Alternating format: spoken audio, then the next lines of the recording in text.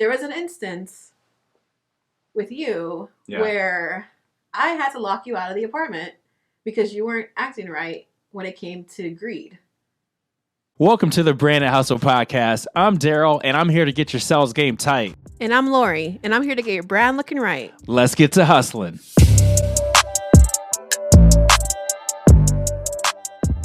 Welcome back.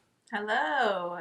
You're watching the Branded Hustle Podcast, and you're also listening to the Branded Hustle Podcast. Yep. Awesome. We're so glad to have you guys back for this really stinking good episode called What Makes a Hustler? It's a good one, guys. Yep. So I'm super excited to give my take from a salesperson's perspective on what makes a hustler. And Lori is going to do the same from a branding, marketing perspective. Yes. Super excited. So let me kick things off. Sure. I want to start by asking you, what do you think makes a hustler? Man. Honestly, super simple. Wanting to win. Yeah. Wanting to win. That's all it comes down to. Is wanting to better yourself in any way you can. And just wanting to win. I know it sounds so like cliche, but it works for me. Yeah. What do you think? What do I think makes a hustler? For me, a hustler has this like grinder mentality. Yeah, for sure. Right? I feel like some people are successful without it. But I feel like a real hustler person is like willing to do the things that no one wants to do. Yeah. Like they're willing to wake up early. Yeah. And put themselves in awkward situations, like uncomfortable situations, more so than awkward. Exactly. Because they're trying to get to that next level. I agree on that completely. And so if they have to wake up early, stay late, like make extra dial, send extra email, like go approach that one person they would have normally approached, like whatever it is, I feel like that person is a hustler. Right? They have that kind of like, they got that gird to them. They got that ambition. That animo. They got the animo. They got the drive. How do you say drive in Spanish? I don't know. We'll look it up. they got that though, right? And that's what I think. Animo is used for drive. So it's interchangeable? Animo is basically interchangeable, yeah. Like I say animo a lot in the sense of like I don't, like, animo is drive. Animo is ambition. You know, it's very similar. Right. Used in the Spanish language. If I'm wrong, correct me because I do not speak Spanish. Leave it in the comments below. But yeah, I totally agree with you. It's like, for example, when I like kind of realized how much of a hustler I was when we lived with your parents. Yep. Which was not the best. Nope. And we wanted to get out of there as soon as possible. Yeah. And this is when I was doing property management. And a lot of the times when I was in property management, we would live in the apartment that I worked, and get the employee discount and all that fun stuff. And I was emailing this lady so much. Who's the lady? I don't want to say any names, but what was her title? I was emailing the property manager. Yes. A lot. For what reason? To get the job. Okay, I just want to make sure we're all on the same page. Yeah, to get the job. But she wasn't responding to me, and I was just like, I already interviewed with her. Yeah. And I knew she liked me, but she was kind of giving me the runaround, and I was like, I'm not going to do this now right now. Like, we're so close to getting out of here. You better not. Yeah, so I ended up emailing her so much that she finally said yes. Right. The only thing was the apartment was literally on the other side of Austin. We live North Austin. Yeah. And it was literally like, with Austin traffic, a good hour drive. Yeah. Even though it was like maybe 25 minutes away. An hour is like being super like. It is. And another thing to bring up too about that commute, we used to leave the house, I think, at 4 or 5 a.m. At 4, like 4:30 a.m. Right. And because the traffic was so crazy, we had to beat it. And I had to be at work at 9 a.m. So, and Darryl had to be at work at 8 a.m., which was on the right next to where we live. So it was like go from Pflugerville, South Austin, back to Round Rock. Exactly. And Round Rock is right next to Pflugerville. We had one car. That's why we had to do that. Exactly. So we would drive all the way down to South Austin at like 4:30, drop me off, get there like around 5:36. And I would literally be sitting outside for hours. With mosquitoes. During the summer. The Texas summer with mosquitoes biting me like crazy. And I would be out there Sometimes I get lucky if like the maintenance got there early, like around 7:30. Yeah. You know, but it's 7:30. It's still like an hour or 2 hours of being out there. You know. Yeah. All because she wanted to hire me as a temp. As a temp, even though I had crazy experience and crazy success being a sales a leasing agent, right? It still wasn't enough for her. Sure wasn't. But at that point, I was like, you know what? I'm gonna do what I have to do to get to where we want to get. And I did that, and that's when I was like, yeah, that was a hustler. And I did that for 2 months. Yeah. Because she didn't want to promote me to a regular position. Yeah. So for 2 months I did that, and that was insane. But we got it. I got that job, and we ended up moving there, and it was awesome. Yeah. So I think that's a great segue to, if we're talking about hustlers, we have to talk about where does their ambition come from? Where does the animo come from? So for you to get up and want to like stay outside of an apartment complex for 2 hours in the morning heat of Texas with mosquitoes, like where did that ambition come from? You know, like growing up where we lived, you know, I was born and raised in the projects. Yeah. And my parents worked their butts off to have everything that we had. Because I never knew we were poor, like I said before. I never knew we were poor until I got older. But I didn't want to live in mediocrity, you know? Yeah. And no disrespect to my parents because they know how I feel. They know the type of person I was from like when I was little. I've always wanted like, to conquer the world. And I was with my mom, like, I'm going to do so many things in my life. And she always like would encourage me, you know? But some people just don't want to do that, you know? And that's completely fine.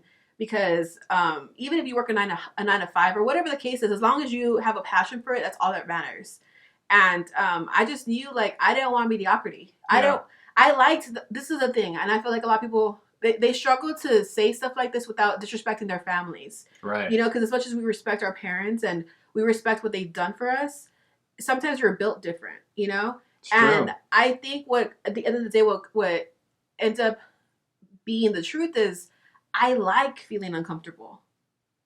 Being comfortable is boring. Yeah. You know, I like the feeling of being uncomfortable and like the hustle of like getting to the next stage. You know, we have this thing in our household where every year we want to make more money than the previous year. Yeah. And it's not a greed thing. It's just a elevation thing. It's a measurement of success, right? Exactly. And you know, success could be money, but also like accomplishing things. Yeah. You know what I'm saying? Right. But I totally see what you're saying, you know, like just the measurement of success with how much money you make. But yeah, I just feel like seeing the way my family, how they were, my mom like being a housekeeper, you know, the typical Mexican stereotype, you know, she was a maid. And I remember she used to always tell me like, this isn't going to be your life. You're not going to do this. And I'm like, she would say that to you. Yeah, she would say that to me. She's like, you're going to go to college. And I'm like, dang right. I'm not going to be, I don't even like cleaning my own room.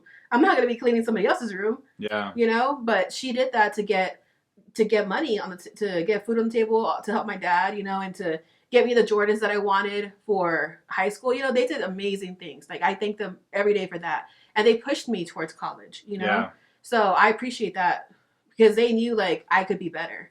And as parents, that's all you want is for your kids to be better. And yeah, I mean, they made you better. They did. Because of that. Yeah. Yeah. Because even since I was little, I was different. And I think my parents knew that because I loved reading. Like I could be in a library for hours. Yeah. And they're just like, okay, she didn't get this from us. So it was just different, you know? So. See, my story is kind of similar. Now, granted, like I didn't grow up in a poor place. I didn't grow up in a super rich place. I grew up in the suburbs. And I think what bothered me is that pretty much all of my family members worked for the state. But they worked at like very like comfortable jobs where they made like $35,000, $40,000, maybe $50,000 a year. And it was enough to like if you make 45 and your spouse makes 45, you're not doing horrible. Yeah. Right? You're doing okay for yourself. But what I didn't like is that everybody was like just comfortable with just doing okay. Yeah. You know? Yeah. And so I grew up that way. So for me it was like, but I think y'all can do more though. Like you have the capability to do more. Yeah. But you're not. And so I think it's that not that bothers me. The not. You know what really changed my life and like changed my thinking. Michael Jordan, called "I Can't Accept Not Trying." Yeah.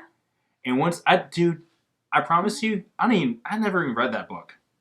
Like, I didn't read the whole thing. I picked it up, flipped through, sure, but like I didn't read them cover to cover. Yeah. But just reading the title and knowing that it came from Michael Jordan was enough. Yeah. I was like, okay, so if he can't accept not trying, and this dude's the best basketball player ever, how can I accept not trying? Yeah. So I think that's where it comes from. So for me, now that I'm an adult, I'm a professional, like I have to give things more than 100%. Yeah. I have to try. Like, exactly. I'd rather fail miserably at something than not try it at all. Same. I have to try. And I think that also it comes from the like not wanting to be mediocre and not wanting that comfortable. Because even with your stepdad and your mom, right? Even when we lived there with them, they were trying to get us into the state. Yes, they were. And they thought we were crazy because we didn't want to do that. Yeah.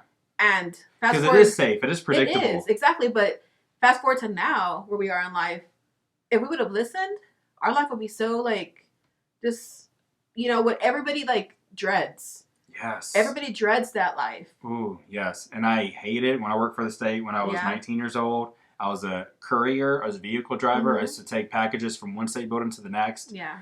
And that was a safe, predictable income. I only made $800 a month though. Yeah, it was a part-time job. And I had to get another part-time job for them that made $1,600, and I was doing okay. But that's the thing, though. Like, there wasn't any there was me getting promoted. I worked with dudes there. I worked there when I was 19. These guys were like 50, 60 years old, literally doing the same job, making the same amount of money for the last 30 years. Yeah, and this is the thing, guys. We're not saying that this is wrong to do. We're talking about what makes a hustler. Hustler. A hustler is the key word here. We don't want you guys to think that we're talking down if this is what you do, because we're not. Got love for you. Yeah, if this is what your life is and what you want to do with your life, as long as you're happy, that's all that matters. Right.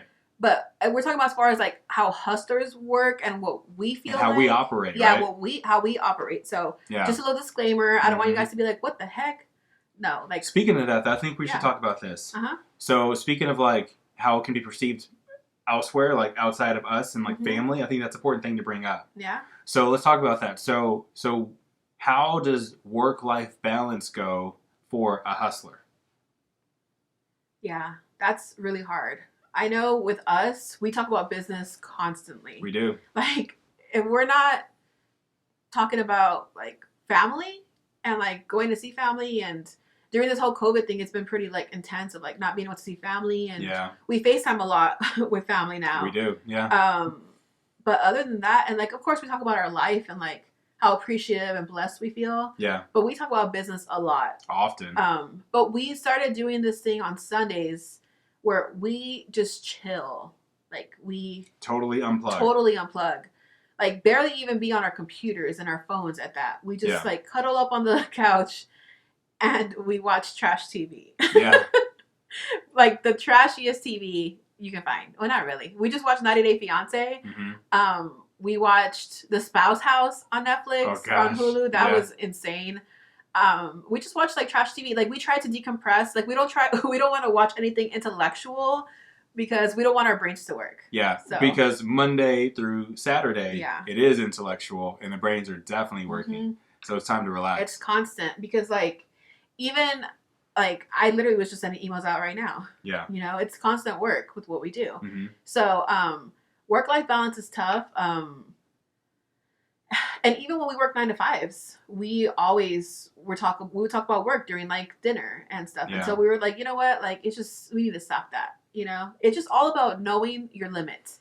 If you like, it's kind of like when you play basketball and even if you get upset during the game and you say, just leave it on the court. It's the same kind of perspective with work. Like leave it at work. Right. Don't bring it home because there was times where I had good advice. Yeah, where I had like issues with my bosses and I would be so pissed off that I would bring it home and I would be getting mad at you. And then I would tell you like, wait, Darryl didn't do anything. Like I'm just mad at this girl because she's crazy. I need to stop bringing it home, you know? And there's times with you too when you get frustrated if you didn't close the cell. Yeah. And I'd be like, hold up, player. Like, don't be bringing me that attitude over here. And we would kind of call each other out, you know? And I think that's important to like really have that communication. You know, I think for me, last year, 2019, was a tough work-life balance situation. Yeah. Because I was working the 9 to 5. Mm-hmm.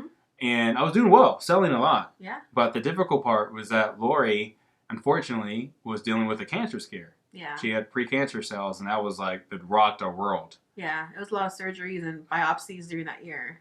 And it was also so tough. The busiest year of your life. It was. Work it life. was. And so I had to make choices to where literally, like, she was like recovering. She was sick. She'd have her days where she was good, she was bad, and I was being pulled in different directions because my job needed me to go, like, leave and go to a conference for 3 or 4 days. Thank God she has her parents come up here and kind of look after her too. But I had to go be out, and so that was tough because in our marriage, we've been married for 10 years, mm-hmm. and in that 10 years, we spent one night apart. Yeah, just one. And so now it's having to spend like 3 or 4 days back to back, and that was tough to deal with in itself. It was, much less like throwing like a cancerous surgery and doing all that, and it was knowing so that I was compounded. Yeah, especially there was one time where I was really, really sick. And it happened to be our anniversary. Gosh, which was even, like, it was so crazy. This is what, like, I feel like in order for you to understand, I think you have to be married to a hustler for them to understand. Because this could have been a fight all day. Oh, gosh. He left on my birthday, he left on Valentine's Day, and he left on our wedding anniversary. The 3 worst days on the calendar. Yeah, but I also pushed him to go. Yeah. And I think that's what it comes down to is, like, if you understand each other, I was like, because...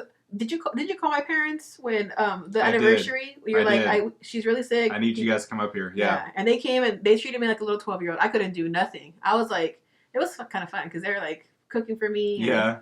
But... And see, the other thing is too, like, the other reason I was like, maybe I should go is because we have the hospital bills. Yeah, exactly. The hospital bills were crazy for that surgery. So I was like, okay, maybe I should go work a little more to pay for these hospital bills, and that's exactly what. And also, we had goals. What we do every New Year's.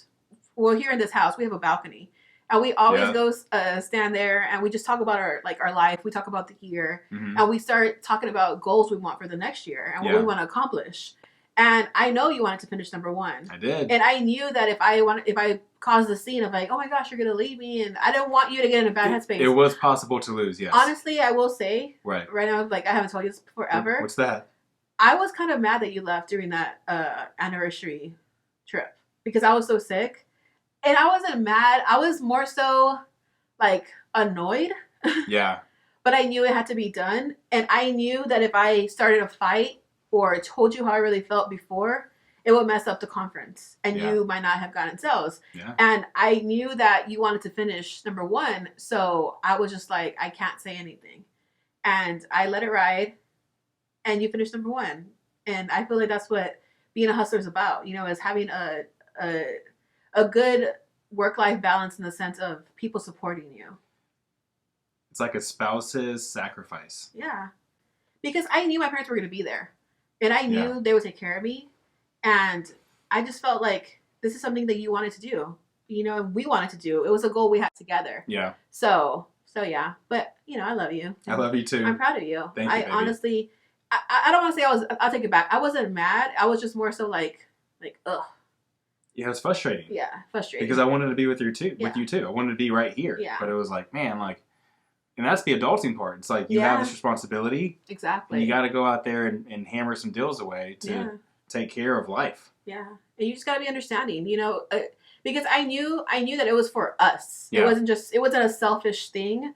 It was like money for the hospital bills that I felt guilty for even having to get the surgery. But you shouldn't feel guilty though. I know, but it's just like $30,000. You're just like, really? Yeah.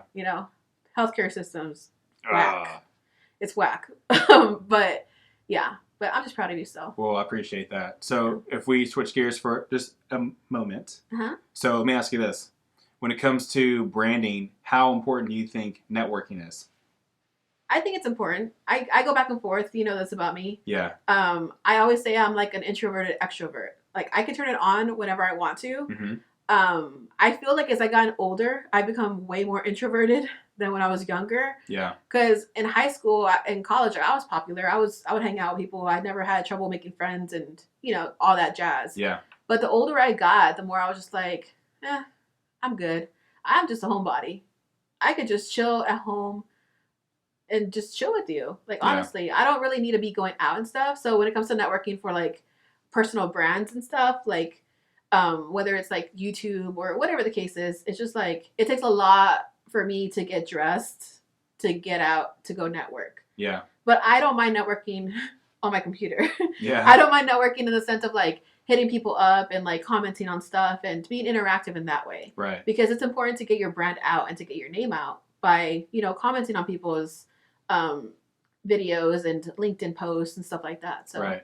Yeah, it's very important. Yeah. You know, I feel spoiled when it comes to networking because I spent years working at a pretty sizable company. Yeah. Where I met so many salespeople. Yeah, yeah. Amazing salespeople. Amazing ones, yeah. The best and the best. So I was there as a salesperson for a while, and especially as a manager, because you really get to know your people. Yeah. And pretty much the way the setup was, it was like 15 fresh faces, 15 new salespeople that I had to manage every single month. So I was getting to know a lot of people. Yeah. So the networking just kind of came naturally, really. I didn't have to go out and do much. Now, like, I go on LinkedIn and I know a bunch of people only because, like, that situation. Yeah, you know? Sure. And so I agree with you. I think outside of that, I do think it's important. You know, I like networking with a purpose. Exactly. You know? Networking with a purpose is more important than, like, networking just to go and get drunk with people. Right. And that's one thing a little tip that I will say, never get drunk at networking events. No. I have heard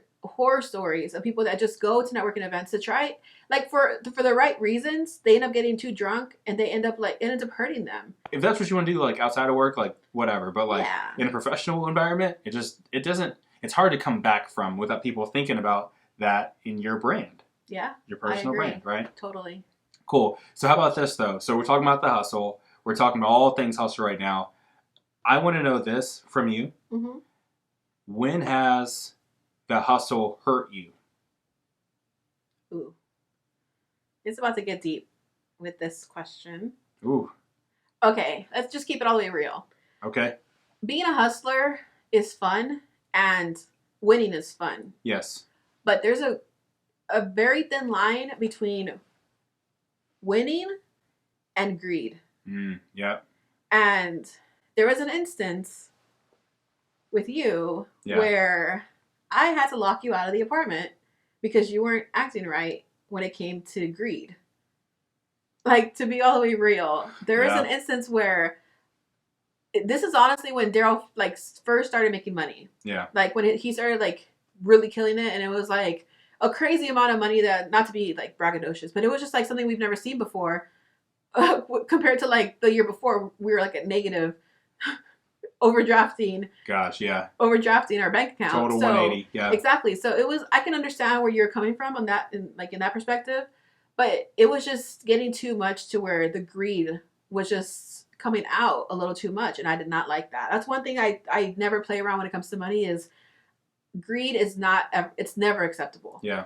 And I had to lock Darryl out because he was acting kind of crazy. Yeah. And I told him this one thing.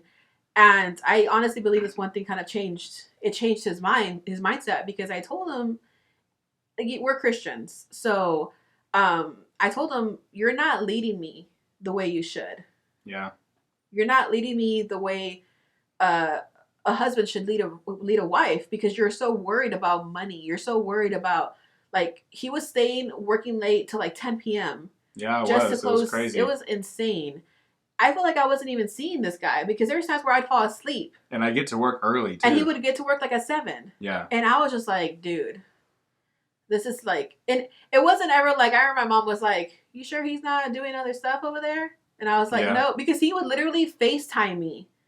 You remember? Yeah. He would FaceTime me the whole time. As I'm closing the deal. As he's closing deals. Like, I was a sales manager. I'm helping somebody close the deal. I'm FaceTiming her. She sees the whole thing. Yeah, and it was just... not that it was, like, some jealous, crazy thing, but I was just like... I guess he just missed me, but he also wanted the hustle. Yeah. So I was like, okay. But there was just an instance where, like, it just went from, like hustle to greed. And we had a conversation where I was like, you need to change. What were you thinking during that time? Like, if you remember, like... What did you feel like when you, like, realized that I locked you out of our apartment? Yeah. And I called you and told you, like, you need to go figure out. Yeah. I was just so focused on just, like, smashing this goal. Yeah. That I let it overtake me to the point of like obsession. I'm all about being ambitious, obviously. Yeah. I'm all about hustling. Mm-hmm. But I do think there's a fine line where you have to respect yourself and your faith, your family, others as well. And I was crossing that line. I was so focused on just the money and building up this amount of sales and building up our bank account that I forgot what's really important. Yeah. Really. Yeah. But I'm very fortunate to have you as a wife to be my mirror. Yeah, you're my mirror too. I appreciate that. I appreciate you. But yeah, we're good now, guys. So. And that was a blip. That was like maybe a week. Yeah, it was like... That was just a tough week in our marriage. What started the fight, and we're going to be all the way real, was you basically... I bought some home decor or something. And I don't remember... Do you remember what you said? It was something like, why are you spending my money? Or... He said something like that. Boy, I'm a super passive, I feel like I'm not ever really aggressive with you. Yeah. That's when like the Latina in me was like, oh no, he didn't just say that. Because at that point I wasn't working because I was doing my YouTube channel. Yeah. But I had just started making money on my YouTube channel. And I was like, boy, you wait till I blow up, okay? Because I don't need your money. And it just became this big fight over like something like, I think it was like a throw pillow that I bought that was like $19. I was just counting every penny. I was like trying to make every penny and like keep it. Yeah. So I wasn't with it, I guess. Yeah. But I mean, sorry for that, by the way. It's okay. It happened. It was like 5 years ago. Yeah. But when I told him like he wasn't leading me, I just saw his facial expression change and he was just like, ooh, that was a dagger. And I knew it'd be a dagger. And I don't ever in the beginning of our relationship, in our marriage, I would do a lot of daggers because I was just like a jerk sometimes. But at that point, I didn't want to do that to you. But I knew it would help you change. So, yeah. So that's when the hustle hurts, and it's gonna happen. It's gonna happen. But as long as you communicate, that's all that really matters. Yeah. Well, hey, that is a really good point. When we come back, let's keep talking about the hustle, and let's talk about why do hustlers have such big dreams. When we come back, you guys are listening to and watching the Brand Hustle Podcast. Hey guys, this is Darryl checking in. Don't forget to comment, like, and subscribe. This is the Branded Hustle. All right, guys, you are watching the Branded Hustle, and we're back with another fun question. Yes. So let me ask you this. Talk to me. Why do you think hustlers have these big dreams? Let me speak for myself for a second. I think you guys could relate to this. Okay. I think if you're going to adopt this mentality of being a hustler, it means you're looking for big opportunities. Yeah. Right? And it may start small. Yeah. But you're thinking about like, okay, if I dedicate this much energy, this much commitment to something, what's my payoff? Totally. Right? Mm-hmm. So if I'm going to get up at 4 a.m., go work out, leave that workout, start working all day, don't finish until 10 or something, whatever it is. Like, what are the odds I get to X, right? That's what I think whenever we have an endeavor or I'm selling. I'm like, okay, if I put in this much work, like, what are my odds of making this much money? And then when you think about that money too, you're like, okay, it's not just the money. It's more like, what's the accomplishment I can have, right? Like the feeling of success, but it's also like, how can we help our family? How can we help the family? How can we pay for a trip for everybody? Exactly. Stuff like that. So I feel like you have to start off with this kind of big thing that you're like, okay, if I actually accomplish this big, huge, humongous goal, I'm going to get X, and that motivates me. Because that's where it starts from. You have to dream big because you have to be able to motivate yourself enough. Yeah. If the goal is not big enough, you're not going to be able to sustain motivation. Exactly. So you need to have like this big ambitious thing. Like, let me give you an example. Yeah. My first or second rather inside sales job, I had a goal of making $10,000 in sales in a month, and at that place that was pretty good. It wasn't like the greatest ever, but it was. If you made $10,000 in a month, you were it. Yeah. Like, you were one of the top people. And for a year, I couldn't do it. For a year, I was like $3K, $4K. Yeah. That's what I was making per month. But still, though, I'd write down for my monthly goals. My manager would come around and ask me what I wanted to make. Every single time, $10,000. I wasn't going to drop the goal. Yeah. 10,000, 10,000, 10,000. So you know what? I hit it. That's amazing. So that's where it starts from. You have to have this big goal, and like you chip away at it little by little. I totally agree. I feel like when it comes to like the branding part of that, with my channel, I worked really, really hard on my brand, and I had like a dream collaboration list that I wrote all my favorite brands that I want to work with. Yeah. And like the minute you see yourself checking those boxes off, you're just like, oh my goodness, like it's so sweet. And that's where I feel like these big dreams. It's crazy because like I remember when I first made that list, I was like, this is like, is this really gonna happen? Like, are you like dreaming too big? Mm-hmm. But I remember I told my mom all the time, like I used to always dream really big, and I just loved dreaming big because it's like, I feel like you said it pushes you. Yeah, it keeps pushing you. If you're not there yet, you keep working at it. You know. Mm-hmm. So when I checked all those boxes off, and I was like, oh my gosh, I did it. It's like that. I don't even know how to describe it, but it's just like that winning feeling. You're just like, oh my gosh. And that's something so great when it comes to hustling and when it comes to just working and having goals in general, you know? But on the flip side, what do you feel about like failing? Because I know like when you have these big dreams, not every single one of them is going to come to you right away. Yeah. Or like you said, you're working on it for a whole year. So you were failing for a whole year. I was, you know? And I remember that. I remember I had to push him all the time. Constantly. He was just like, he was so focused. And I would always try and justify ways of like, baby, you're doing great. Like, come on. Like, compared to last year, like, look where we are now. And it just did not work. And it's funny because I totally agree. Like, I understand where you're coming from, because when you do that with me now, when I don't reach a goal, I'm just like, shut up, leave me alone. I did not make it. I suck. But, you know, I'm just dramatic with it sometimes. But what do you feel about, like, how do you feel about failing as a hustler? Gosh. Or just in general, really. Well, you know what, though? Like, first of all, I think to a certain extent, you need to be okay with it. Yeah. You don't need to be okay with failing forever, but you need to know that on the journey to success, there will be failure. Yeah. Because it's inevitable. Yeah. Like, you've seen that graph. Yeah. When it comes to, like, failure and success, it's not this straight line. It's like this squiggly crap, and you go backwards and you go forward again, and it's like up and down. It's all over the place, right? So, but let me tell you, though, I can tell you why I want to be successful. Yeah. It's because I failed a bunch. Yeah. In the example you just gave, I failed there. Yeah. I remember, though, like, being a sales manager even, we can talk about that for a second, and literally, like, getting my team to be really good, really stinking good. But they were number 2. So I was number 2.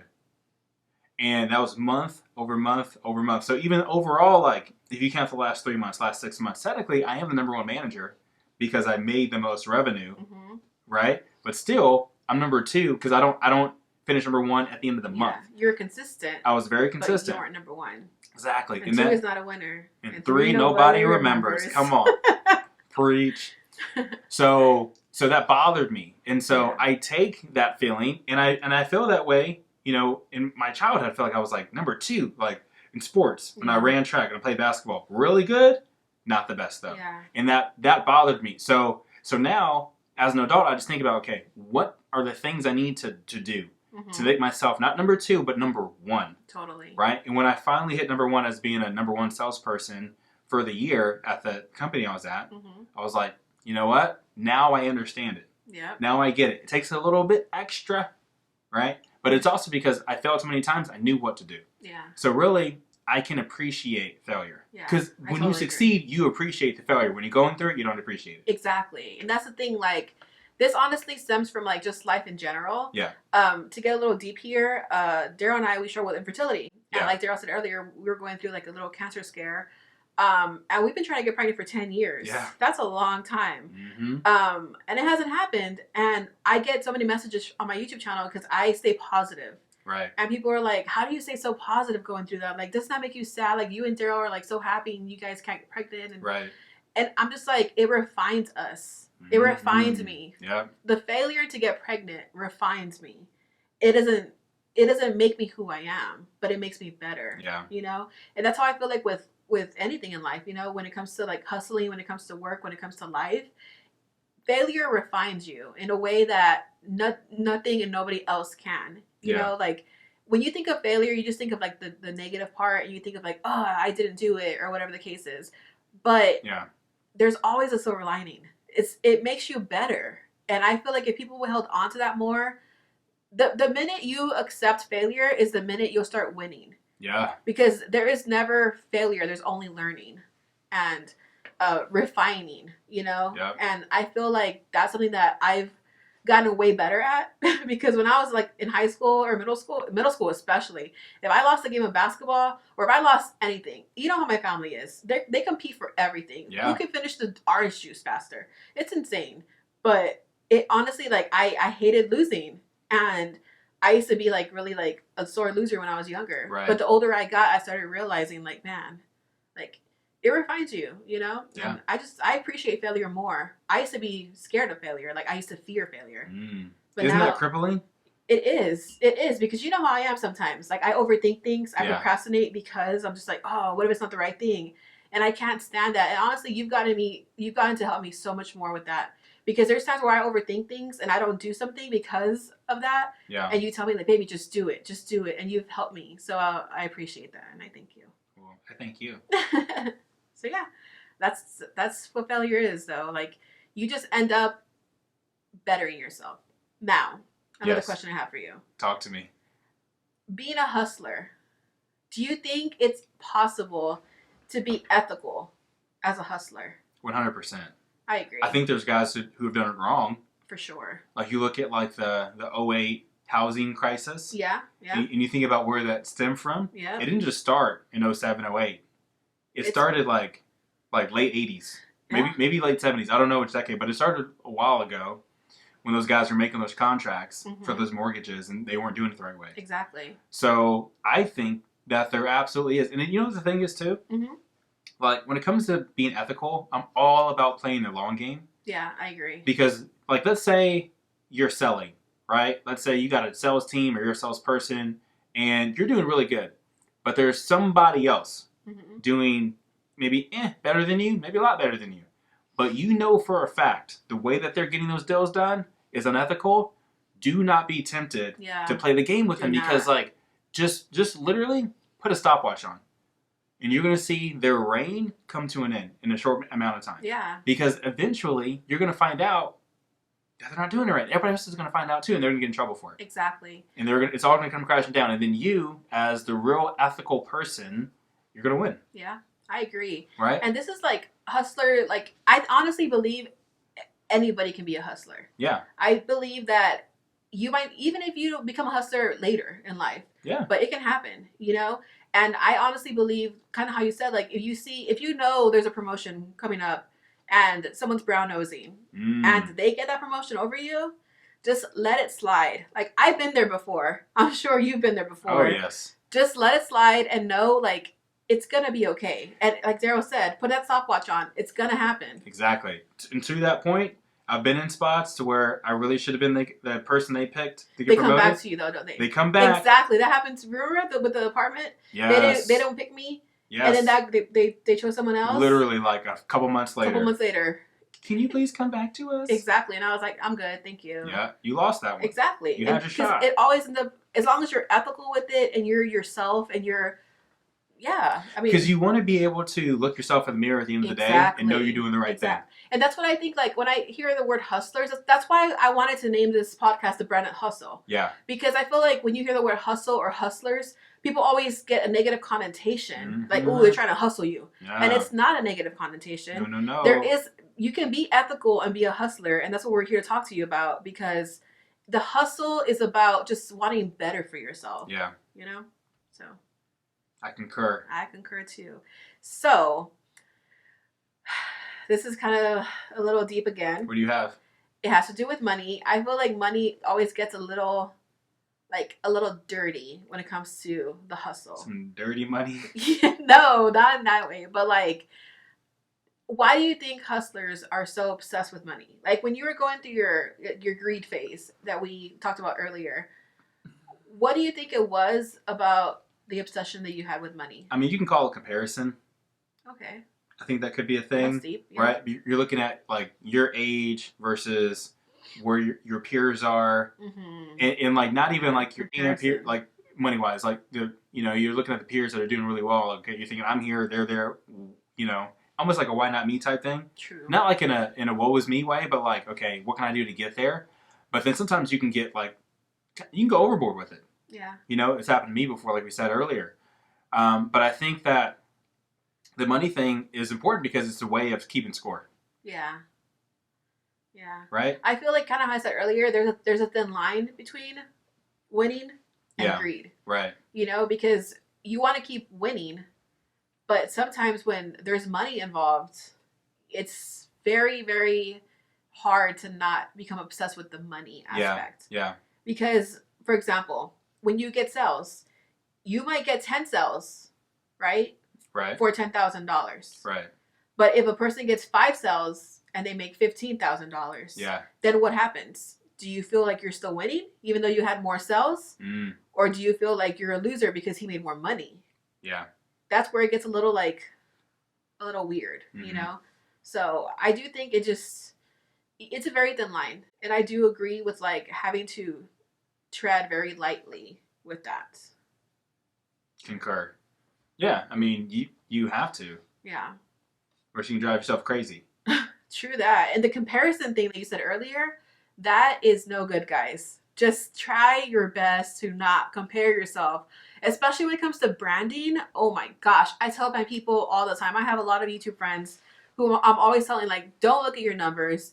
Don't compare yourself because it's a very negative space to be in. Yeah. I honestly can say I do not care about my numbers because I did when I first started my YouTube channel on my Instagram, and it was just like such an obsession that you start putting your self-worth into that until you're like, wait, I am a cool person. I'm not going to care about why this person's making more subscribers or getting more subscribers or making more money than me. Like, I could care less. And you really need to like not compare yourself because that's very, very bad. Yeah. Just, just a little disclaimer. So last question I have for you. What's up? So you are one of the most focus-driven people I know. Yeah. How do you feel about like focus and being a hustler? I feel like the reason I try to focus so much is because I just flat out feel like I have to. Yeah. Like, I feel like other people can get away with it. Like, they can, like, for instance, let's say this is pre-COVID, right? We're all in the office. I feel like some people can be in the office.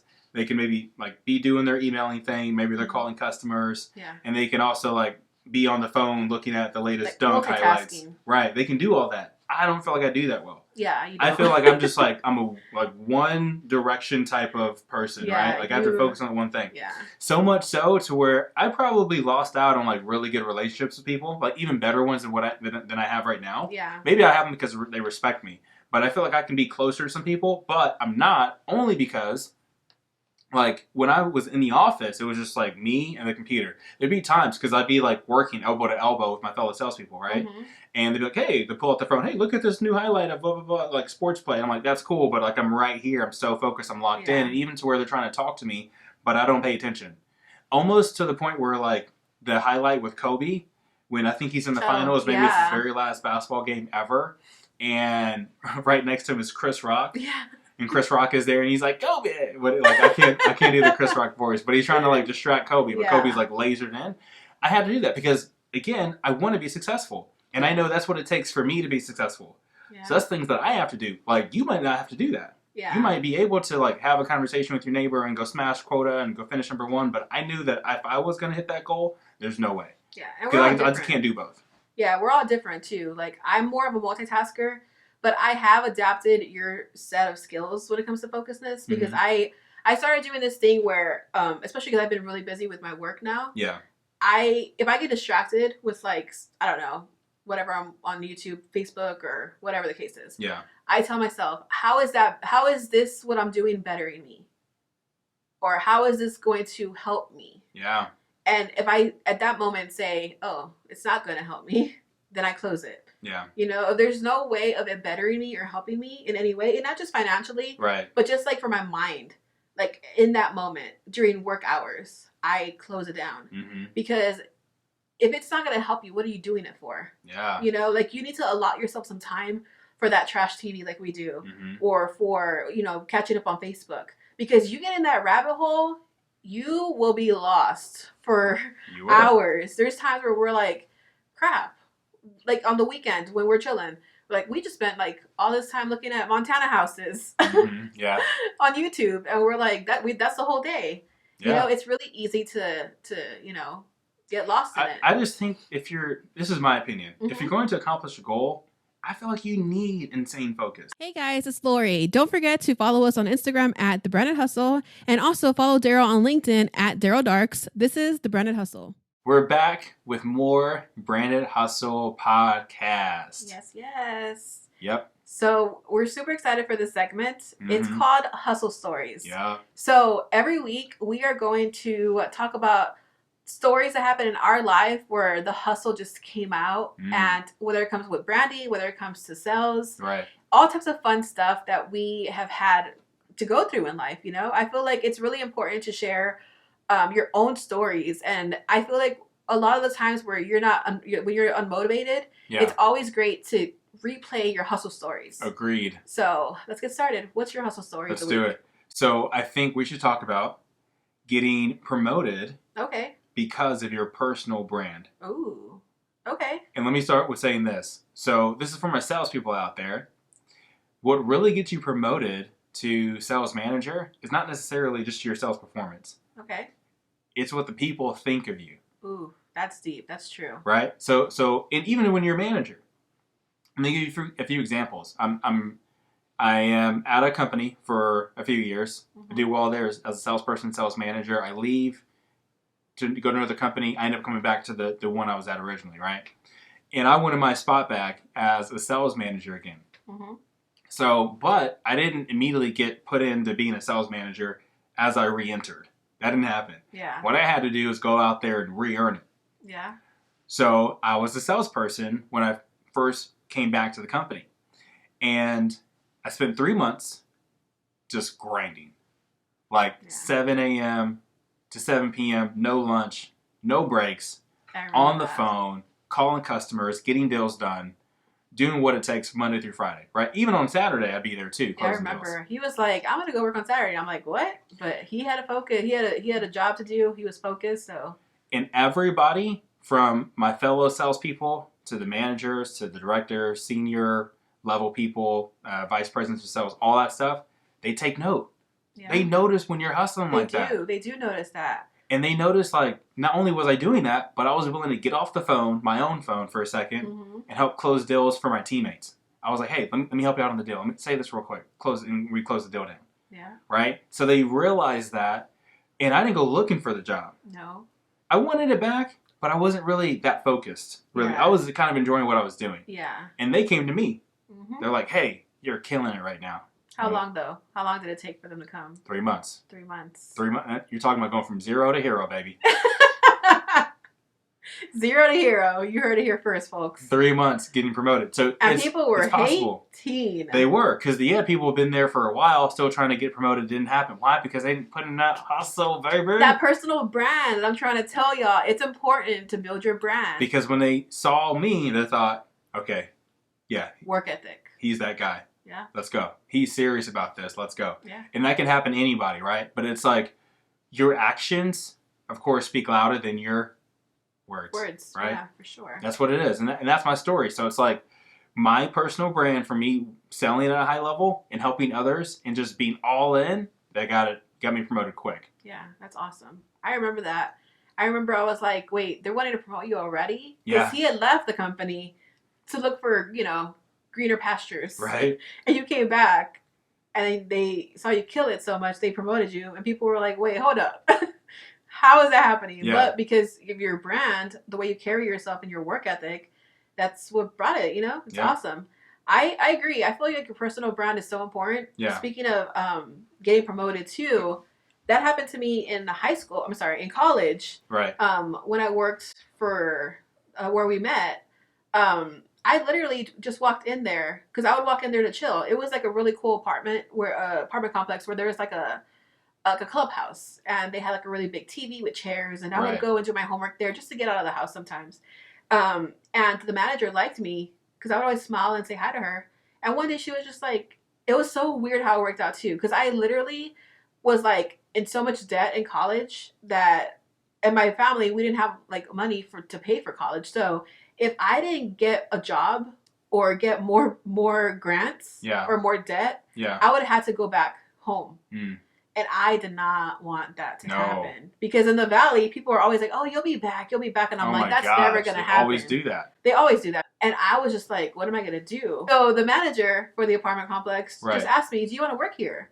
I was looking up to the sky. I was like, God, is that you? Like, what? It just happened in perfect timing. And she just said, like, you're always smiling. You're always, like, upbeat. Like, you'd be great here.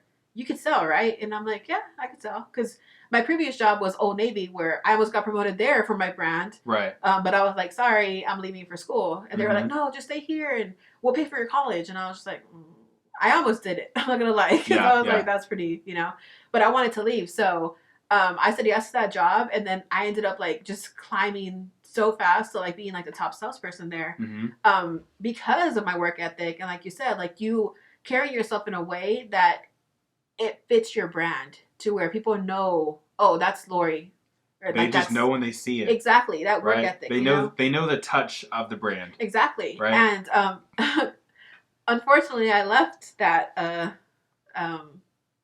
apartment where I worked because of Darryl. But they were about to promote me to do corporate training. Yeah. They wanted like... Oh, the job was yours. Yeah. They wanted me to go all over because I was like one of the top salespeople.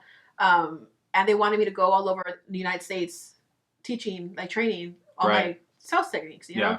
And that was really cool. But then I met Darryl and we moved in together and... Fell in love. Well, we fell in love before we moved in together. Yeah, that's true. Just put that out there. That's a good clarification. Yeah. But yeah, that's why it's so important, guys, to build your personal brand.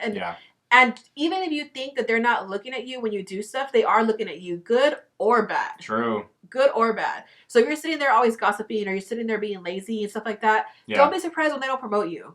Don't blame it on anything else but your work ethic and who you are and your brand.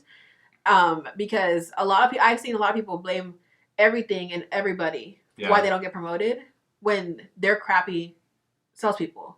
Or they're crappy workers, you know? Yeah. And I've seen that for myself, where you get all types of like, oh, they didn't promote me, they promoted this person, like blah, blah, blah. Like, can you believe that? And I'm like, actually, I can. Yeah. So hustle stories will be every week. So make sure you guys comment your hustle story down below in the comments. We would love to hear. Or if you're on the podcast, go over to our YouTube channel or even go to our Instagram at The Branded Hustle, because we would love to hear your hustle story on how you got promoted based off of your personal brand. So next, I'm super excited for this. Darryl is more so the reader nowadays. I'm trying to get back to reading. I used to read all the time growing up. Right. But I don't read as much anymore. But I'm trying my best to get back to reading. But right now, Darryl has the book of the week. Yes, I do. What do you have for us? It is called The Innovator's DNA. Oh, details. So The Innovator's DNA breaks down 5 different topics, 5 different skill sets, you can say, that all innovators have. So think of like a Steve Jobs.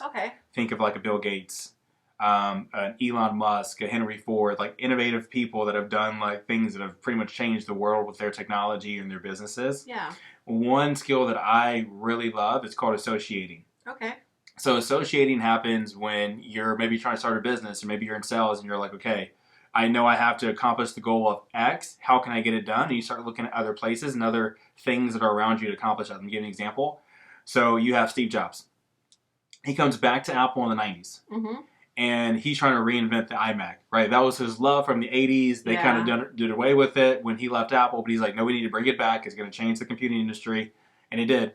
But in order to create it, he's thinking like, how can we get a certain type of plastic that's going to be durable, but flexible, but also beautiful, right? So he doesn't like go and ask like fellow coworkers at Apple. He's like, he used associating, and he literally went to a car lot. There's like a parking lot, and just looked at everyone's vehicle and looked at the plastic that the auto manufacturers used to make the Toyota, to make the Ford, to make the whatever car, the Hyundai. Yeah. And he used their plastic and put that in the Mac. Associating. That's amazing. Right? So you can think about this like, if you're a salesperson, maybe you sell door to door, right? But maybe there's a technique that you haven't heard of from a door-to-door salesperson. Maybe you got to tune into a real estate agent and see how they're pitching. Maybe that could help you. Exactly. Maybe there's an inside salesperson, right, that can help you. Or maybe it's something totally different. Maybe it's like someone who's just giving speeches for a living. They're a public speaker, but something about the way that they're pitching or they're closing helps you.